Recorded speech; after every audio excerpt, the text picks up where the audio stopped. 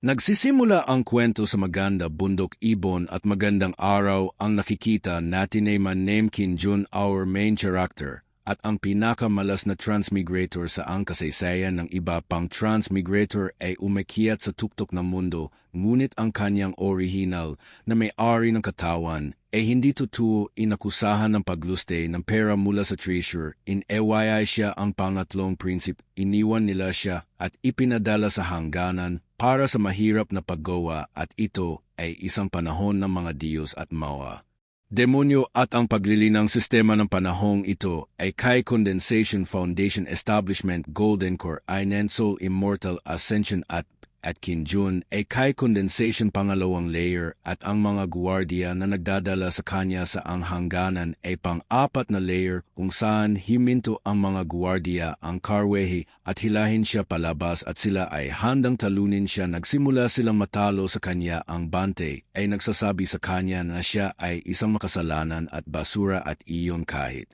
pumatay sila siya na tama sa mga mali sa alinsunod sa Heaven's Degree siya, kahit dumura sa kanyang mukha at sinimulan siyang bugbugin muli at siya ay pinagsabihan na sa tingin mo basura, ikaw pa rin ang mataas at makapangyarihang prinsip ng nakaraan, at pinagtatawan siya habang binubugbog siya ng walang tigil at nagsalita ang isang lalaki. Haha, tignan mo itong basurahan, mas malala pa sa ating magkakapatid ang kanyang pagtatanim, at habang tinatapakan siya ng isang lalaki, sinabihan siya nito na basura ka kung pinatay kita na tama sa mga mali alinsunod sa utos ng langit, at sabay dinuraan siya nito sa muka at sabay na umalis, at piyang sabihan niya yung dalawa niyang kasama na tukmo ng mga kapatid.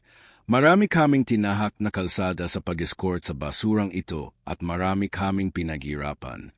Halika, bugbugin muna natin siya para may labas ang galit natin. At nagsalita naman ang isang tukmol na initusan ni Master na hindi siya dapat hayaang at mamatay ng ganoon kadali. At nagsalita din ang isa pang tukmol na Master, kami na ang bahala sa basurang to.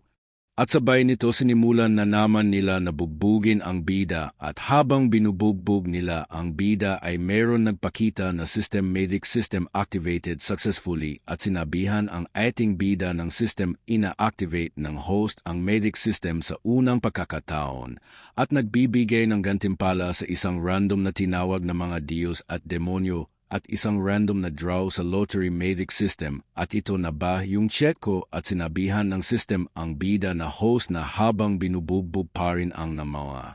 Gayong pumili, simulan upang ipatawag ang random na piniling mga Diyos at mga demonyo.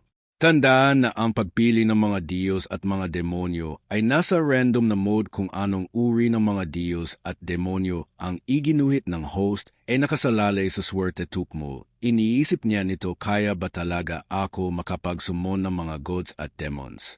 At habang binubugbog ang bida ng mga tukmol at nagsalita ang isang tukmol na siyempre sa ulo, at nagsalita naman ang isa pang tukmol na masarap daw talaga na bugbugin ang bida dahil sa mahina na ito, wala pa itong cultivation, at iniisip ng bida na kahit sino pa ang sumon karapat dapat na maging isang basura sa pamamagitan lamang ng napakalakas na lakas na ito, ay hindi masakit sa lahat ng nakakakiliti mabuting patayin ang mga bastard na ito, at kasabay nito hinawakan ang lig ng bida at sabay inangat ito sa airy, at kahit hindi na makahinga ang bida, hindi pa rin siya nito binibitawan ng tukmol, at nagsalita na ang bida. Ang sabi ng bida, akawalan mo ko, kahit ano pang sabihin ng bida, hindi pa rin siya nito pinapakawalan ng tukmol, at habang inaagat pa rin ang bida, nagsalita ang tukmol na para mawala siya.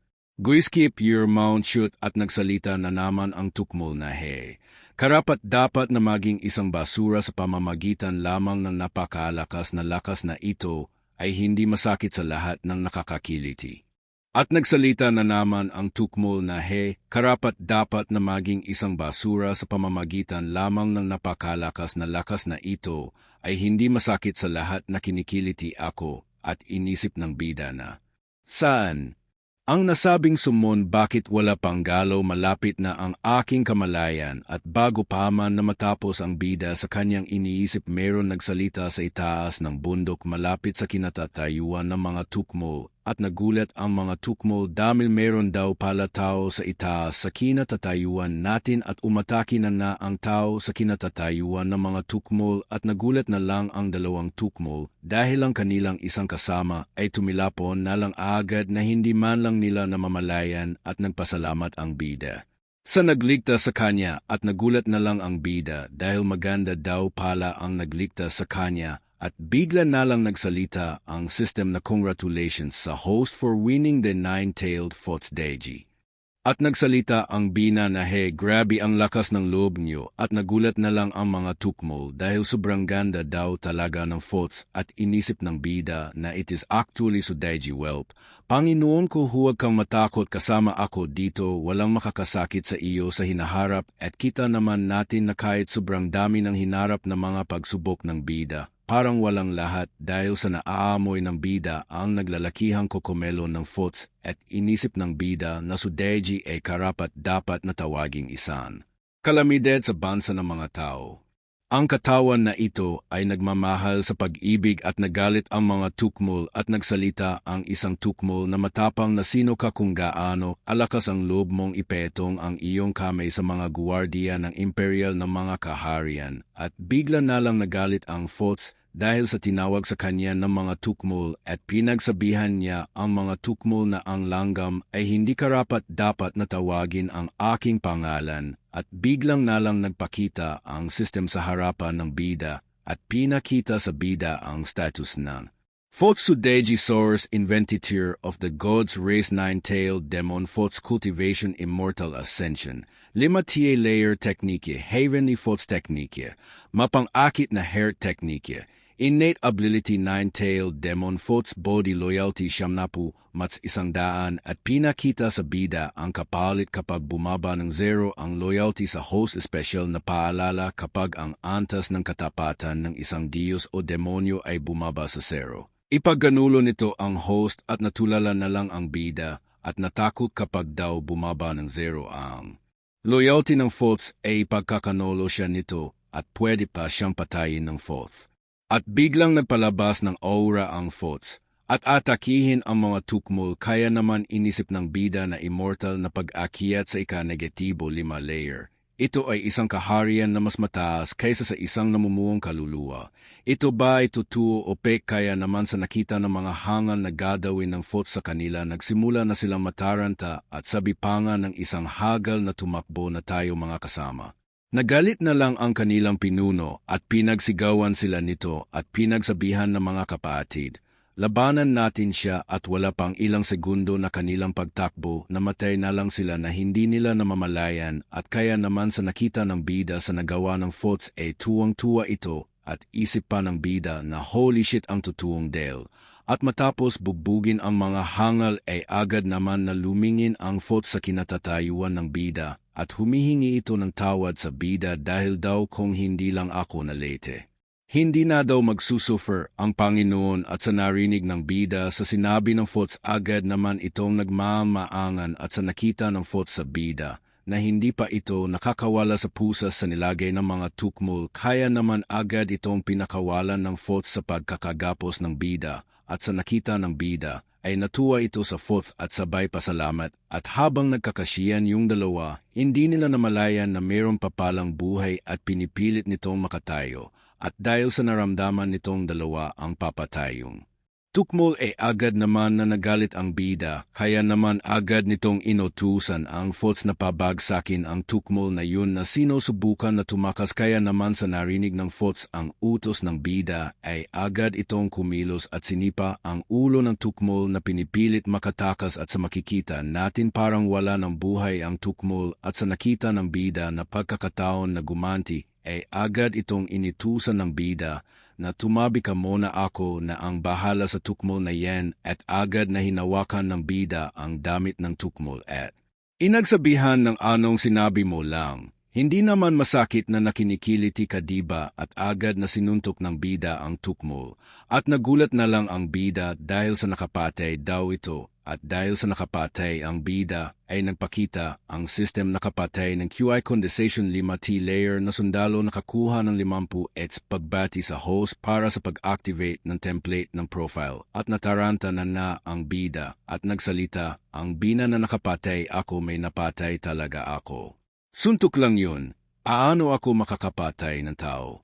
Walang paraan at sa nakikita ng system ang nangyayari sa bida ng salita ng ang system at ang sabi ng system ito ay malupit na salita kung saan ang malakas ay iginagalang. Mangyaring ayusin ang iyong kaisipan sa lalong madaling panahon dahil sa narinig ng bida, kumalma na ito pero meron pa rin sa mukha niya ang pag-aalinlangan. Tama ang sistema ang salitang ito ay hindi ang mapayapang salita na aking tinuluyan noon na hindi banggitin. Kung hindi ko sila papatayin, kapatayin nila ako. Para mabuhay dito, kailangan kong mag-adjust at umangkop sa lalong madaling panahon. At dahil sa madaming iniisip ng bida, agad na pinakita ng system ang status ng bida.